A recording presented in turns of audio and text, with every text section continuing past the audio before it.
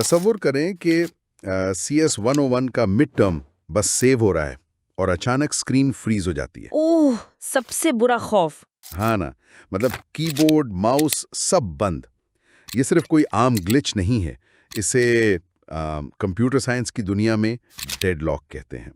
और आज के इस तफसीली जायजे में हम इसी तरह के CS 101 के मिड टर्म सिलेबस का निचोड़ निकाल रहे हैं।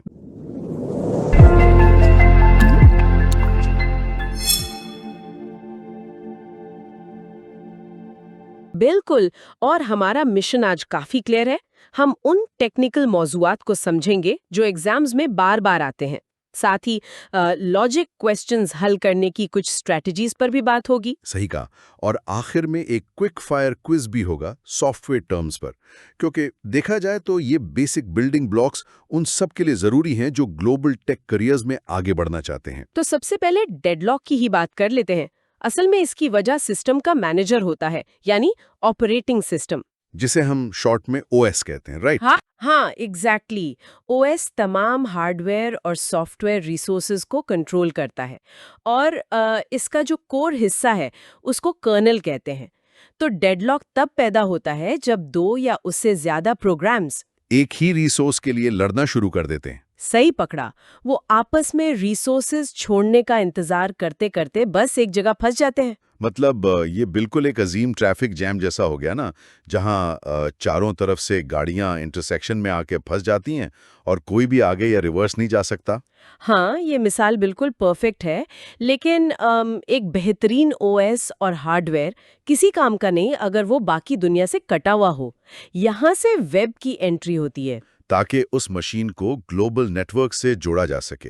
और जब वेब की बात आती है तो दो नाम सबसे अहम हो जाते हैं, HTML और जावास्क्रिप्ट। बिल्कुल।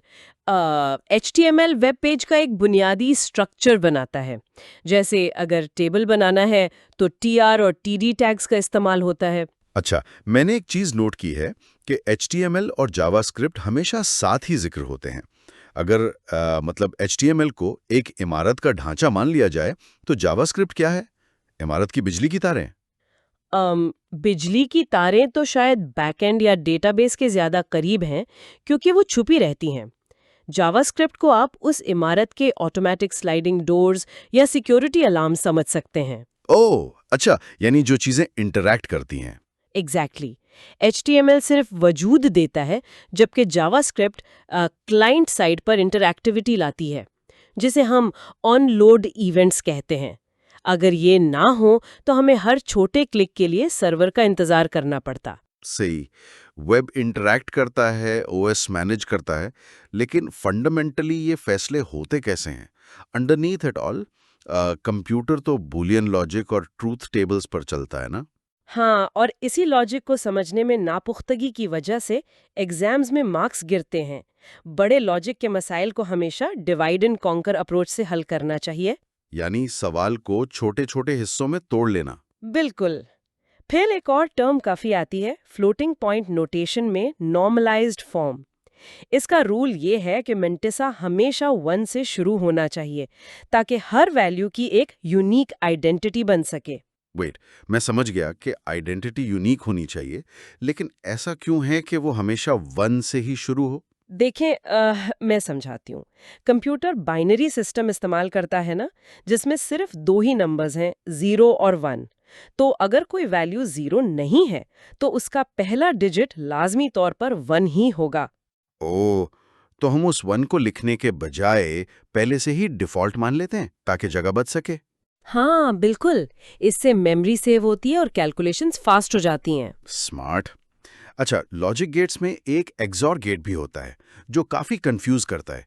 इसे याद रखने का कोई आसान फंडा है? XOR यानी एक्सक्लूसिव OR। इसे किसी कैफे के मेन्यू की कॉम्बो डील की तरह समझें। या तो आप चाय चुन सकते हैं या कॉफी। दोनों एक साथ मांगेंगे तो ऑर्डर रिजेक्ट हो जाएगा। हाँ, और अगर दोनों छोड़ देंगे तो भी एरर आएगा। सिर्फ और सिर्फ एक ऑप्शन चुनना लाजमी है। वाह, चाय या कॉफी की मिसाल वाकई काम करेगी। अच्छा, चलिए एक क्विक फायर राउंड करते हैं। मैं टर्म्स बोलूंगा और आपने जल्दी से बताना है।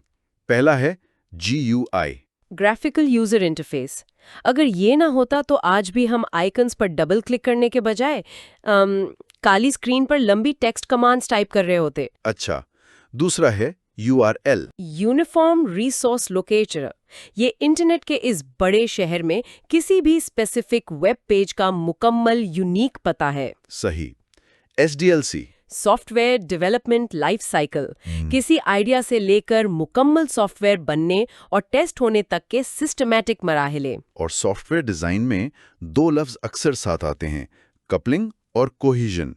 इनमें कैसा बैलेंस होना चाहिए? आसान उसूल ये है कि मॉड्यूल्स के दरमियान कपलिंग कम रखें, यानी एक मॉड्यूल दूसरे पर ज्यादा डिपेंड ना करे ताकि सिस्टम क्रैश ना हो, और एक मॉड्यूल के अंदर कोहीजन ज्यादा होनी चाहिए। मतलब एक मॉड्यूल के अंदर की तमाम चीजें मिलकर सिर्फ एक ही मकसद के लिए काम करें।